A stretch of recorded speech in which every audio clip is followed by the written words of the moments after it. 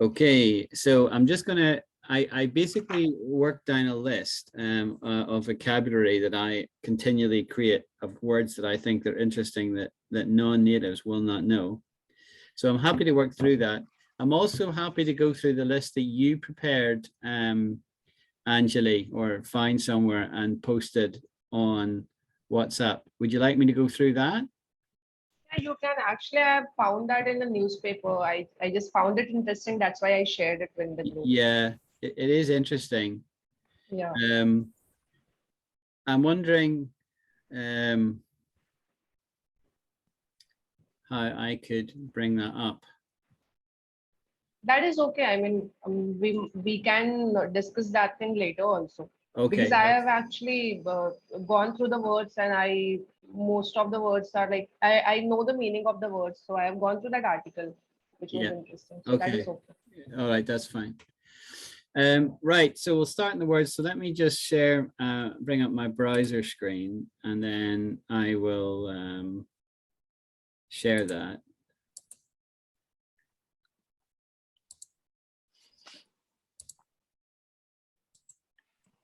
Okay, so the first word I want to teach you guys is this word here, flagrant.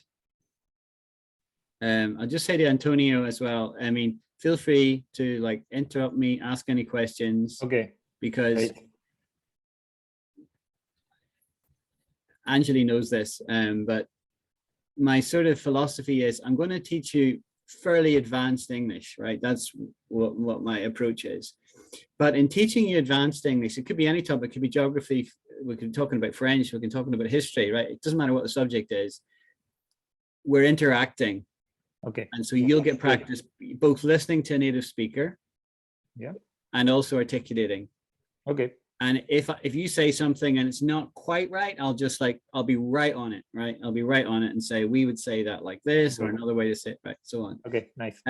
But because the subject we're discussing is English, and a lot of metaphors and a lot of idioms and more advanced vocabulary, when the basic stuff really clicks, you'll suddenly find, actually, this is my theory anyway, you'll actually have a very, very rich vocabulary, right? Right. Okay. So you'll speak English better than a native all right, that's my philosophy. Okay. Okay, great. So the first word I want to teach you guys is flagrant. Flagrant. Now, does anybody know what this means? I think that I can explain in English, but it is quite similar in Spanish. Flagrante, no? You don't know. You tell me in English. I've just learned a Spanish word, so you tell me what it means in English. I can explain. I can explain in Spanish also. Okay. Well, let's look up the what the dictionary definition is, and then right. So what it says is, of an action considered wrong or immoral, conspicuously or obviously offensive, right? So here's a good expression: a flagrant violation of the law, right? Yes, have the same meaning in Spanish. Yeah. So that's a good word. Let's hear the pronunciation. Flagrant. Did you guys hear that? Yeah, flagrant. Did it come through when I played it? Flagrant. You picking that up? Yeah. So flagrant. So that's a good word. Good word to know.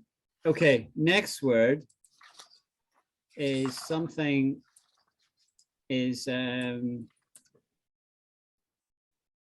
catnip. Now, I'm guessing you might not know what this means. I didn't really know what it meant, to be honest with you, until I read it in a book by an American authoress. And they use it a lot in America, but we don't really say it in Britain. But definitely a good word to know because it's used by the Americans a lot. Catnip. Does anybody know what catnip is? No. No. Okay.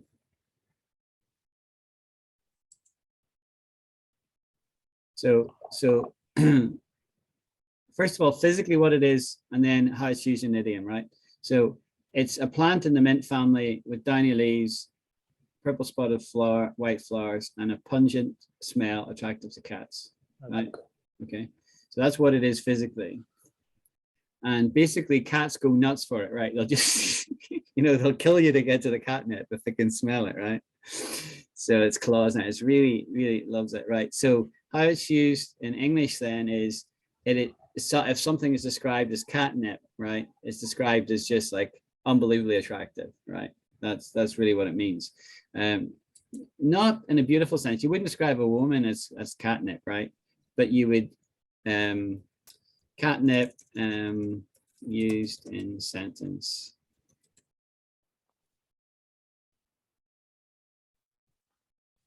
Because they got a little wet, they must go to bed and take catnip tea or something and be quiet. The lamp on the table flashed and smoked and spluttered. The room was littered with flying papers and catnip leaves. The combination of power, technical mastery, and effective anonymity seemed to act like catnip on teenage boys. And this is a really good example of what I want to show you how it's used, right? I don't know where it's taken from, but the combination of power, technical mastery, and effective anonymity seemed to act like catnip on teenage boys. So whatever situation they were in. Now, first of all, do you know what anonymity means, Antonio? Yes. Okay. Yes, I know. Okay, so you see how catnip here is being used as it's being used as an idiom for something that's extremely attractive, right? Not physically, not like beauty, but attractive in the sense of something they really want. Yeah. Yeah. So that's how catnip is used. Hello, Aisha.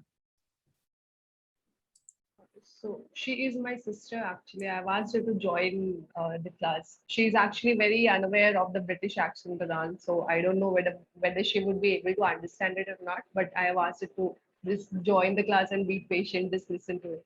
Very good. Well, Aisha, you're very welcome, my dear. I know your sister extremely well. Since she's been joining the class for about a year. Over a year. So if you're half as clever as your sister, you'll be pretty clever.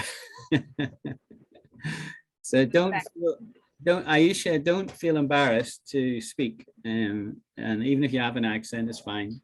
I'll help you with that. Okay.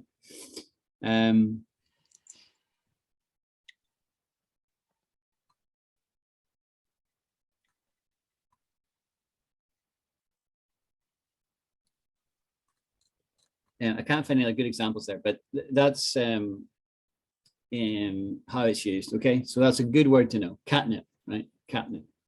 Now, the next word I want to teach you is insinuate. Now, you probably know what this word means, but I want to show how it's used sometimes. Insinuate. Right. First of all, what does that mean? Angelique, do you want to have a go at that? What does it mean? Insinuate mean? I've heard this word, but I'm not able to recall the meaning of it. Okay. Okay. Right. So insinuate. Let's just look up the basic meaning first of all. Hear how it sounds. Insinuate. Insinuate. Insinuate. Okay. So here's the meaning. It's a verb to suggest or hint something bad in an indirect or an unpleasant way. He was insinuating that I had no self-control. Right? So he didn't say it directly. All right. I didn't say to Angela, you have no self-control. Right? I didn't say that. But I said something that kind of indicated that, right? That's what insinuate means. Does that make sense? Yeah.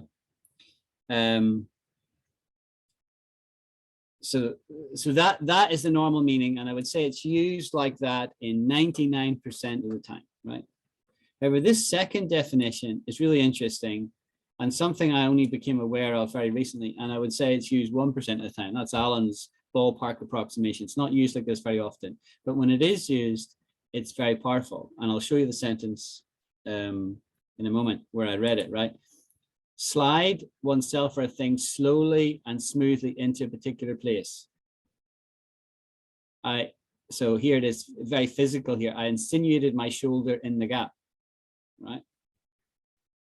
You see how it's the idea of surreptitious sort of movement, right? Now the sentence that I read it in a book or a newspaper, I can't remember where, was this. I'll just read it to you. I can't copy and paste it easily because it's on my phone. Because fascism has indeed become fashionable, insinuating its way into social and political conversation like a renegade vine. See that? So very powerful state. What does renegade mean? Renegade? Yeah. Yeah, all right. Okay, so renegade is bad, basically. Like something that's gone wrong, right? Let's look up that and then I'll write out the sentence, right? So renegade.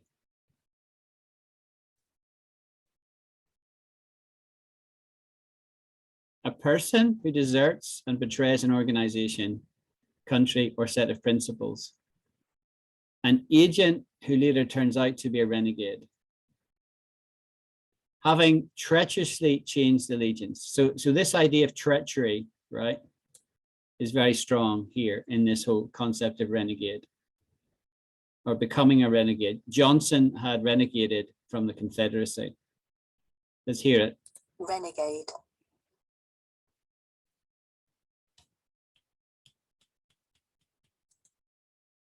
Renegade. Renegade. There's a very famous song like from this name, Renegade. So I've heard this song a lot of times, but I was not sure of the meaning of this word. Yeah, okay. So renegade is so basically something has gone bad. Somebody who's a treacher has been a traitor basically to something, some principle, some organization, to your country, a renegade, right? I'm getting a bit distracted here because when I listen to where I often think of another word that's similar, and there's an expression called a fifth columnist. Have you heard of that? It's a bit like this, a fifth columnist. So this is a good thing. This is a good thing to know, right? So we'll teach that, and then I'm going to come back to insinuate, right? So a fifth columnist.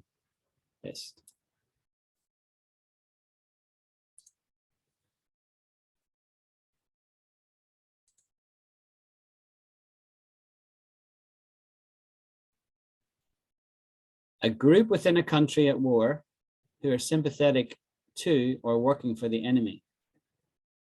See that? Very, very useful expression to know. He is in the fifth column, right?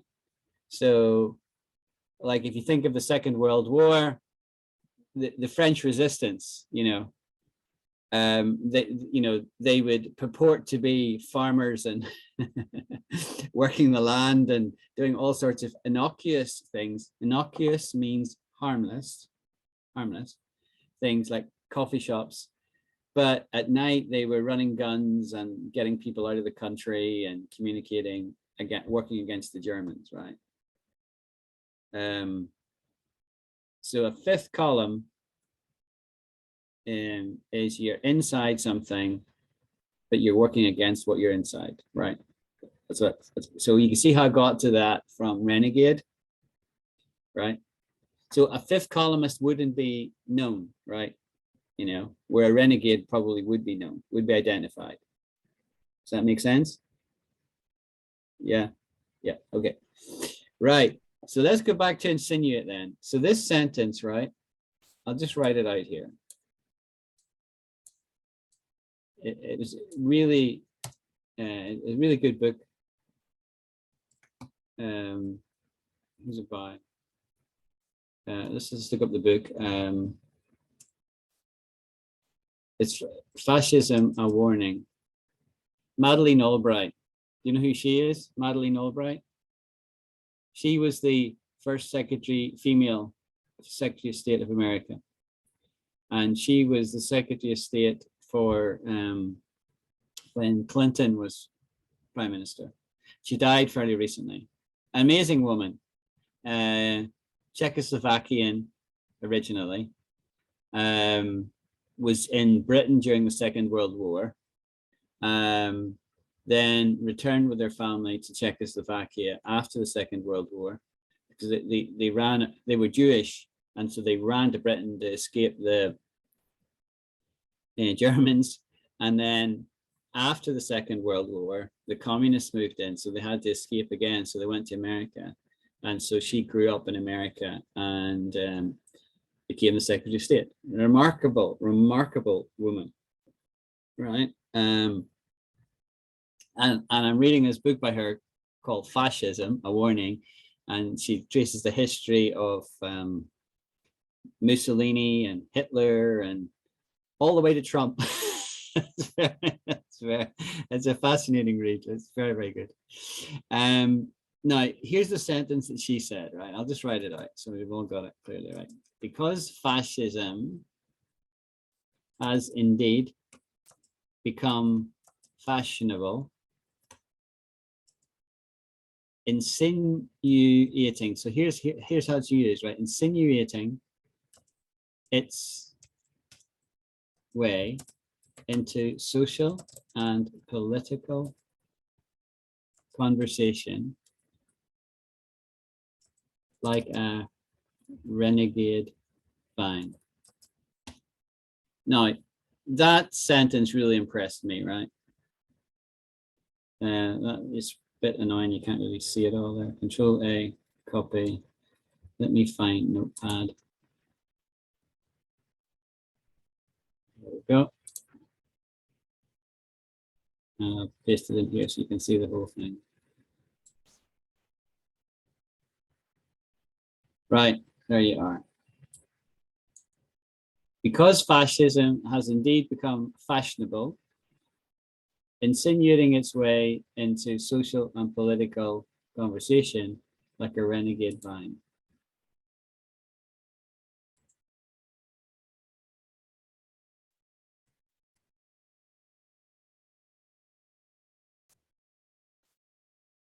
Okay, so I thought this was a remarkable piece of English, right?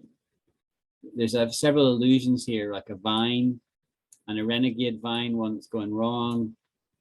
But chiefly, I wanted you to understand that word there, right?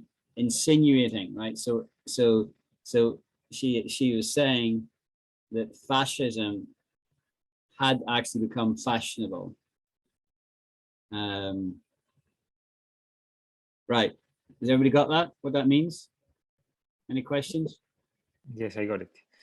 There is another meaning in Spanish for insinuate.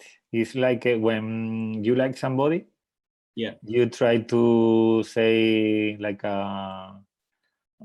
you try to insinuate. For example, if I like a girl, I'm trying to insinuate her, telling like good words or something like that. Right, that's interesting. And we would never ever use that word in any romantic. That's in a romantic. Yeah, yeah, that's very interesting because we would never ever in English use the word like that because it's got so negative connotations for us. Okay. Right.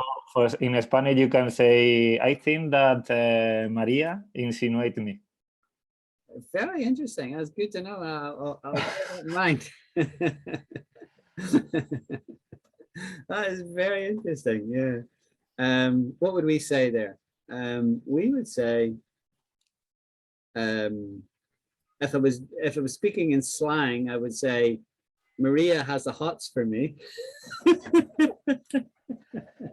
Yeah, but insinuate is like in a good way. It's a polite way to say that I think that Maria.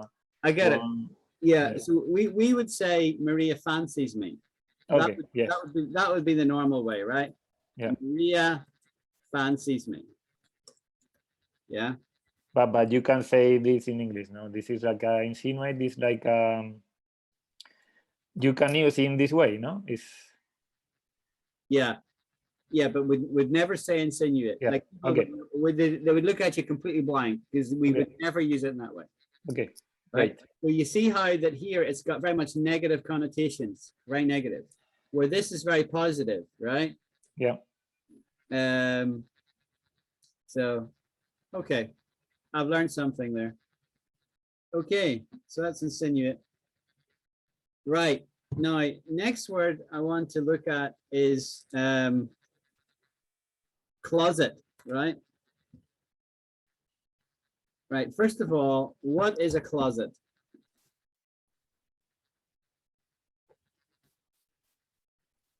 It's a cupboard.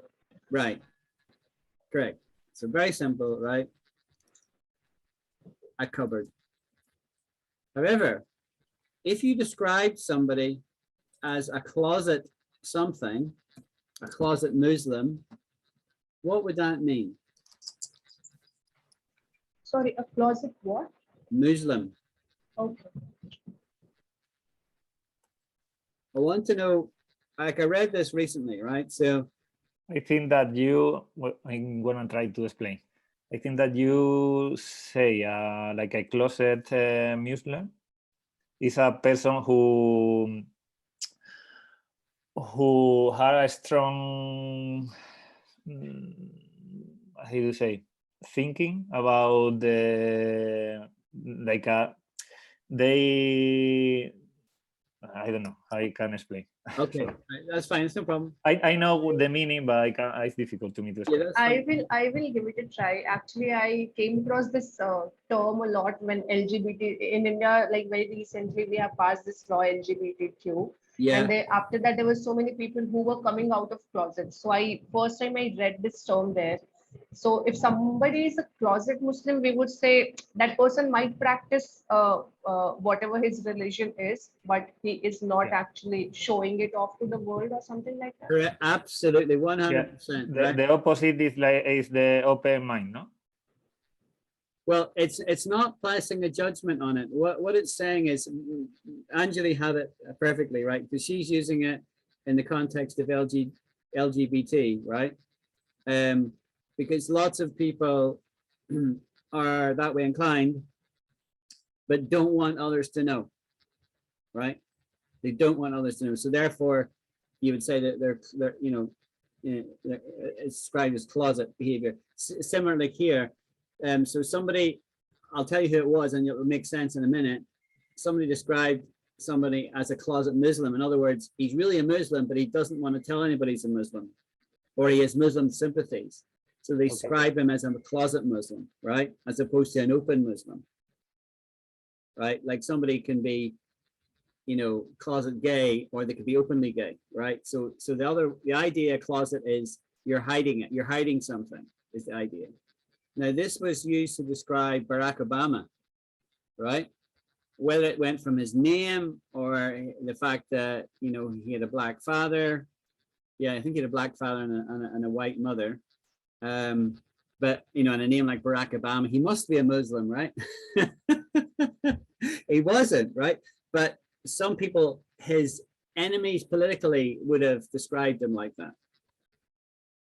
A closet Muslim. So a good expression to know. Okay, everybody happy with that? Yes. Can you use closet always for like if you say closet is the opposite of open mind or not? Well, it's an idiom, right? So you can be open-minded, or the opposite with that of open-mindedness is closed-mindedness. Yes. Okay. Yeah. Or liberal would be. Yeah. Liberal would be a more common word to use for open-minded, especially in regard to things like, sexual relations, and also politically. People will be liberal, right? Or conservative. Those are the sort of spectrum. And then people can also be described as right-wing or left-wing. Left-wing being liberal, right-wing being more conservative, right? Okay. So people are on a spectrum there.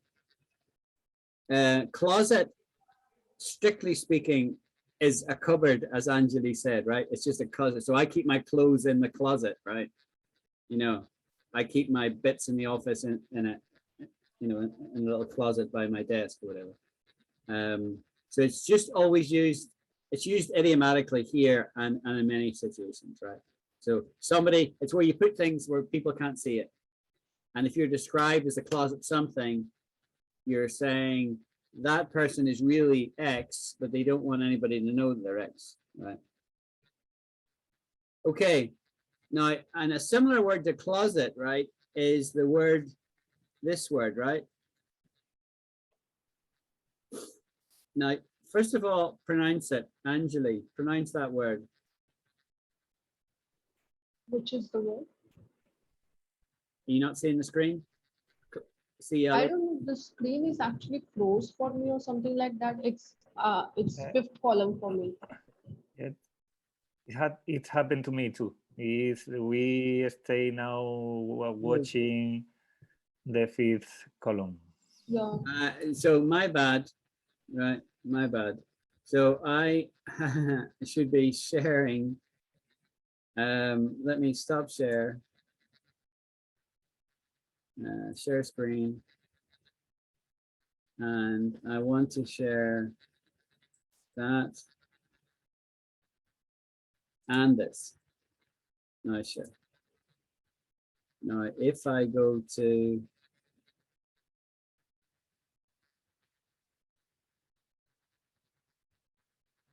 now, can you see that? Can you see Maria? Yeah. Close, yeah. So this is what I was working on, and I couldn't understand why you guys didn't see it. It's because I was sharing my browser and not this, right? So, right. So what's this word here? C-O-L-S-E. Very simple word. What is it? Close. Close. Something is shut, close. Yeah. So not open. Yeah, I could close a door, right? Yeah. Right. So that's close.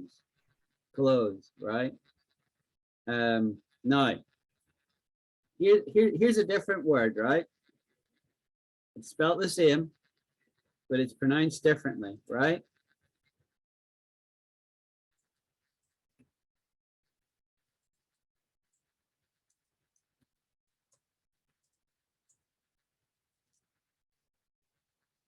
So this word ain't the same as that word, right? What is this word?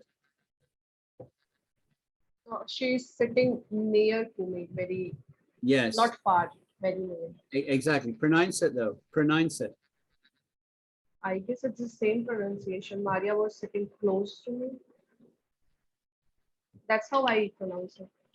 Right, but there's a difference. I want you to listen to this very clearly, right? Because there's a big difference in the pronunciation. I close the door, close, and Maria was sitting close to me.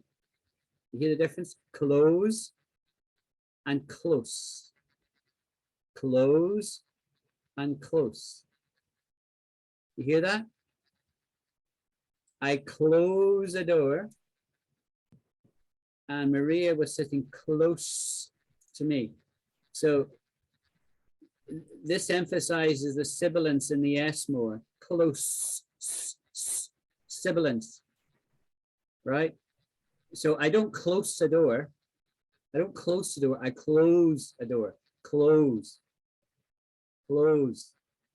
It's lower and the sibilance is not as strong. Close. I close the door. You know, close your mouth. Shut up. Hey, Angelique, sit close to me. Yeah. Close. Close. Got it? That is interesting. Yeah. Now, in Scotland, we have something else called a close, right? Close. And what a close is a shared stairwell.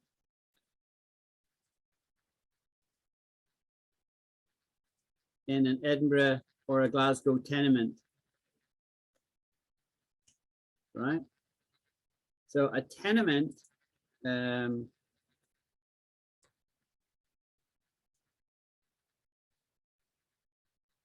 this is what it looks like here. You see this diagram or a picture of me? if you go to Glasgow or Edinburgh, you'll see lots and lots of buildings like this.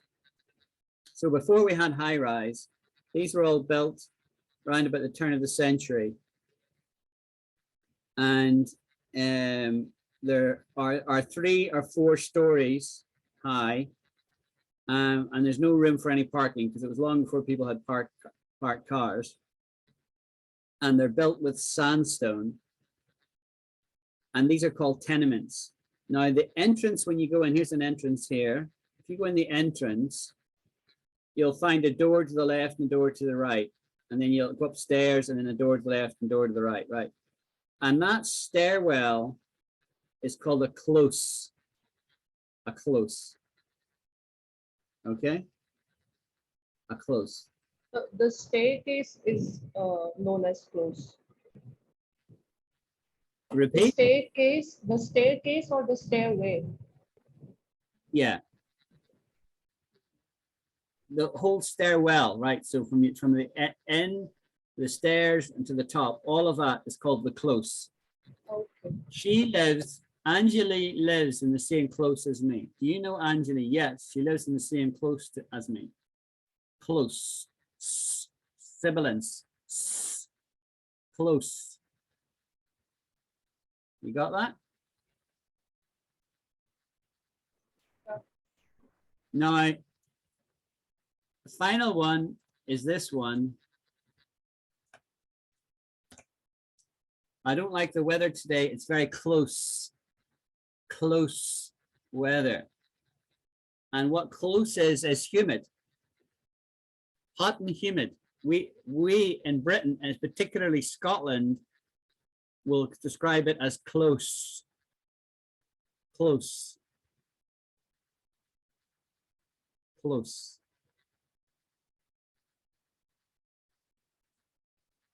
Okay, so those are all different instances. I wanted you to have your head around all of them. Now, let me just save this because I can share it afterwards. See if people are making notes. Let me.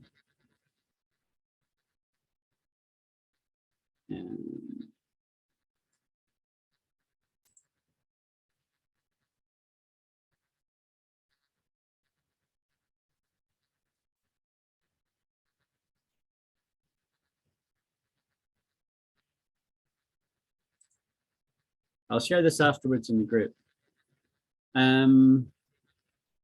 Right, next word I want you to learn is this word, incumbent. Anyone got an idea what an incumbent is? I'm not sure, but can be when you have a problem, no? You have an incumbent. So, right, so that's a different word. That's encumbered. Okay. Yeah, you're very close though. That's very good. Yeah, encumbered. We'll do that separately. And it actually begins with an E. All right. Okay. We'll come back to that. Let's do incumbent first. Incumbent, right? So I've got a good sentence here. Is the Irish Taoiseach, that's the Prime Minister in Ireland, the Irish Taoiseach, Michael Martin, said it was incumbent on all of the elected representatives to deliver on their mandate for the nomination of a first and a deputy first minister. Okay, so let's just get to the core of that sentence again. The Irish Taoiseach, Michael Martin, said it was incumbent on all elected representatives, it was incumbent on me, which means it is a responsibility, right? That's what it is. It means that you've got a responsibility to do something and to act. You can't,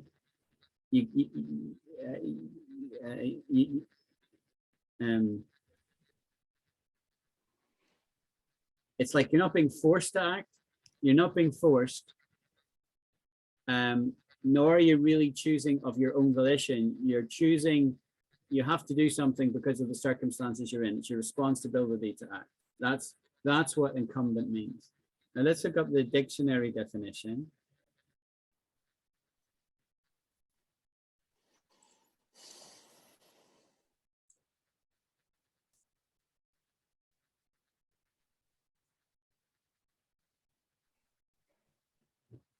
necessary for someone as a duty or responsibility. Got that? Let's hear it. Incumbent. Incumbent. Incumbent. Example, the government realized that it was incumbent on them to act.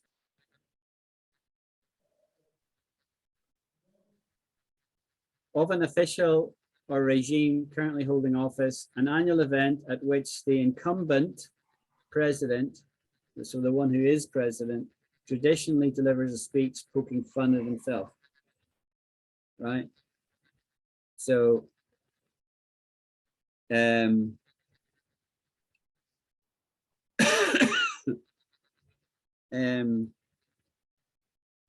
Modi is the incumbent prime minister in India.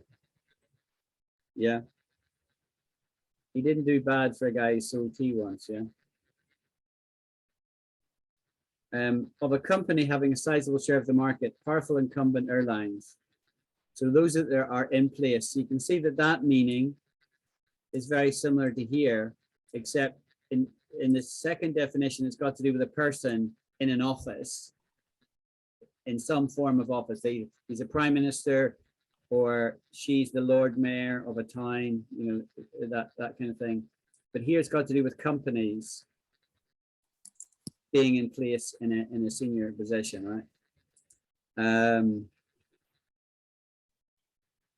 And then this is how it would be used like a lot of the time. It's incumbent on me to blah blah blah. Do something. Okay, got that? Everybody happy? I'll move on. Right, yep. So let's do encumbered then.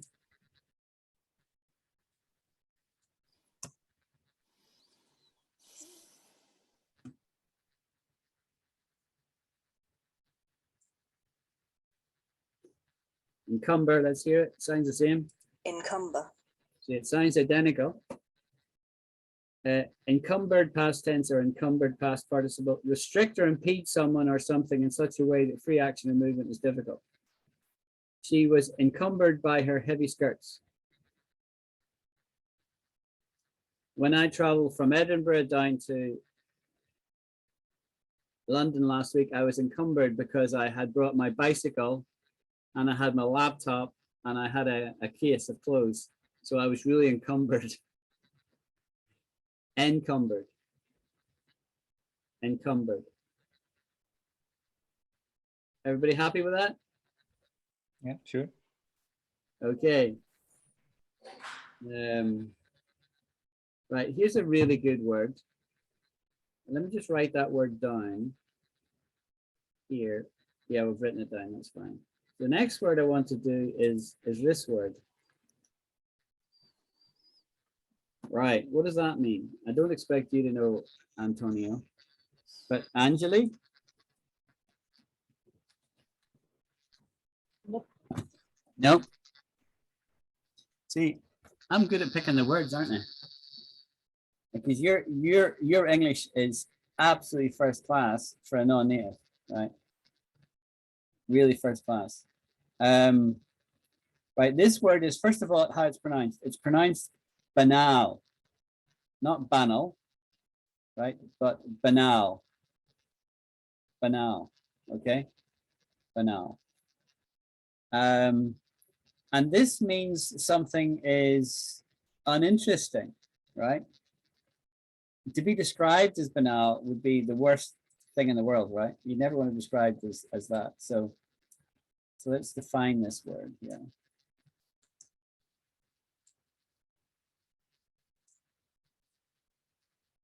Lacking in originality as to be obvious and boring, right? Hence why I said you don't want to be described as banal, right? Songs of banal repeated words. Here's some interesting synonyms. Trite, hackneyed, cliched, ordinary, common, conventional. See, English has so many words, right? It's just stupid, right? All of these words are in the same milieu.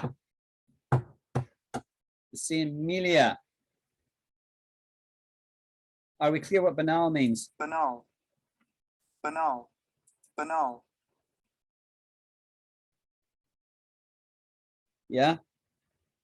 Yeah. Okay. So we've got banal. Right. Here's another good word.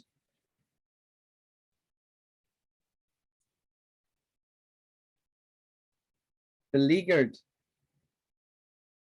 What does beleaguered mean?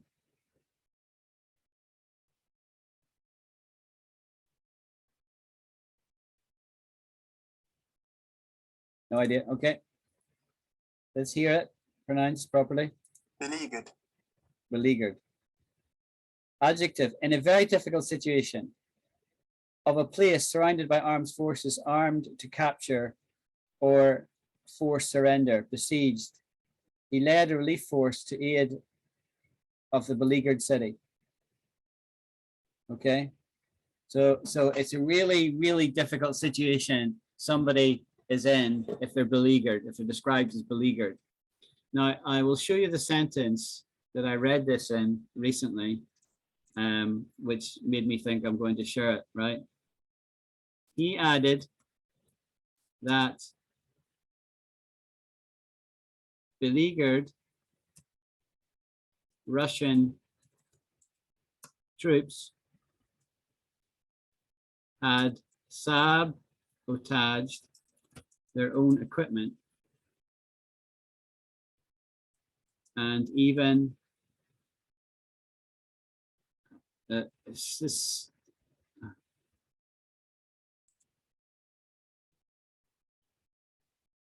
word wrap, and even accidentally shot down one of their own aircraft.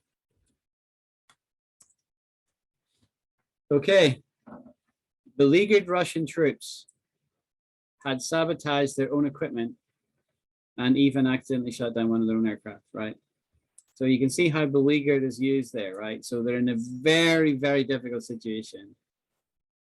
So this word beleaguered describes that situation, right? They're in a life or death situation. Yeah, beleaguered. Okay. So the next expression I want to teach you is give the lie. Why?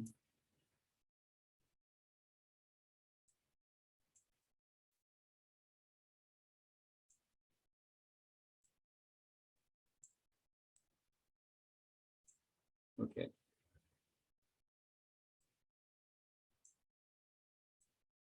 Right, give the lie. What does that mean, to give the lie?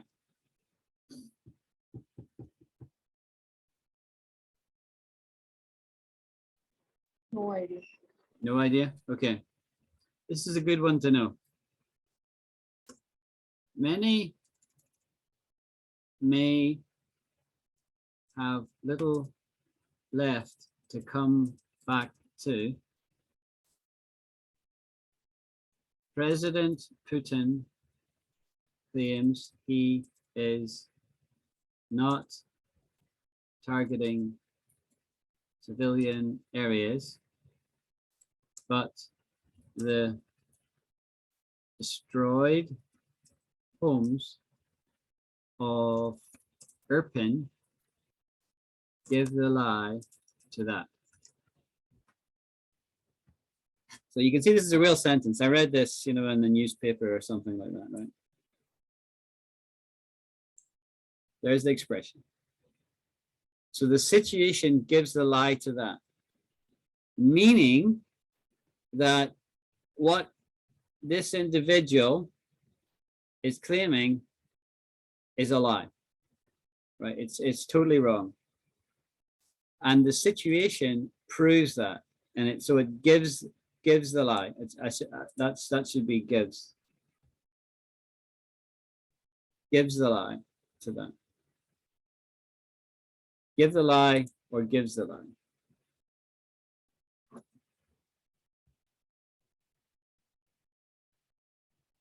Okay.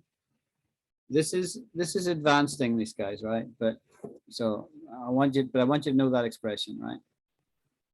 Would you please explain what does this mean? I mean, I got this sentence, but what's the exact meaning? All right, let's look it up.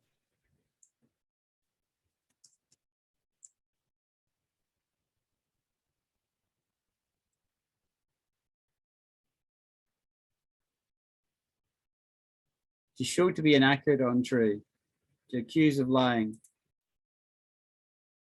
Right, so it is an idiom, right? It is an idiom.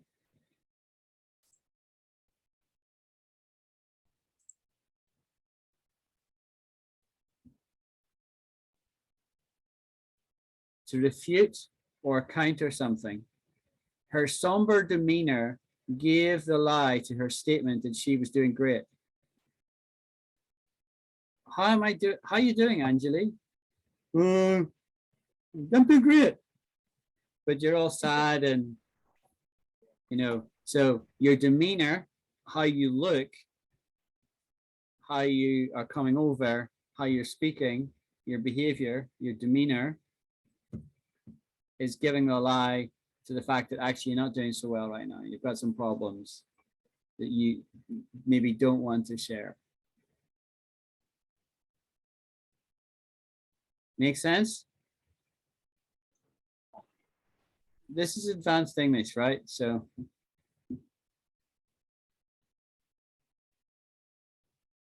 right here is a good medical word which is used idiomatically, right?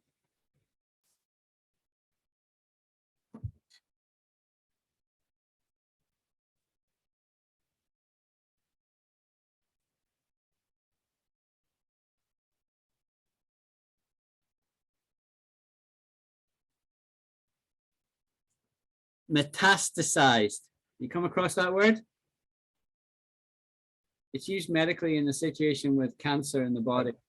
You heard that? Yeah. So metastasized is when the cancer moves in the body to a different bit. Yeah. So I might have liver cancer, but it's in my lymph nodes. It's metastasized. It's in my lungs. Those other seats of the disease are called metastases. Okay. So that's the medical definition, right? Which is easy enough. How it's used idiomatically though is very powerful. Okay. So let me just copy the word. Let's actually look at the definition first. To spread to other sites in the body by metastasis. The cancer has metastasized to the liver. Okay. Metastasize. Metastasize. Metastasize. Metastasize. Okay. So let me just copy that into our wee notepad here. Right now, what I'll do is I want to write out a sentence that I read and show you how it's used idiomatically.